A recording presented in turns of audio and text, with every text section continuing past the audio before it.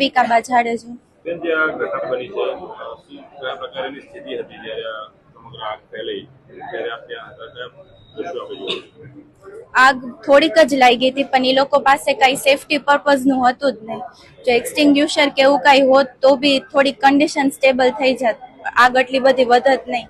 એ લોકો પાસે કઈ હતું નહીં, નહોતું ફાયર એક્ઝિટ, ફાયર અલાર્મ કે એવું કઈ હતું જ નહીં કે જે ઉપર લોકો હોય એ લોકોને ખબર તો પડવી જોઈએ ને કે આગ લાગી છે. પરિવારમાંથી કેટલા લોકો ગયા હતા અને તમને ક્યારે ખબર પડી કે અહીં આગ લાગી છે? કઈ રીતે? અમે 10 જણા ગયા હતા.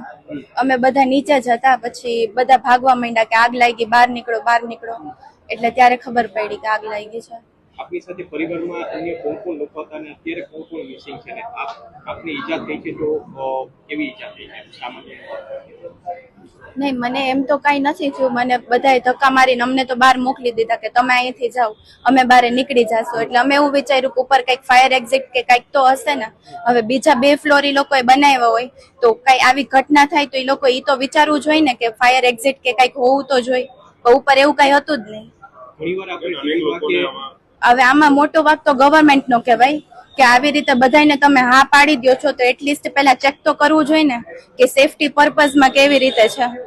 કેવી રીતના આગ લાગી હશે? વેલ્ડિંગ મશીન ને એના લીધે ફોમ ને થર્મોકોલ એ બધું આગ જલ્દી પકડી લે. એક તણખલો લાગે તો આગ લાગતા વાર થોડી આ લાગે. લોકોને શું સજા થવી જોઈએ?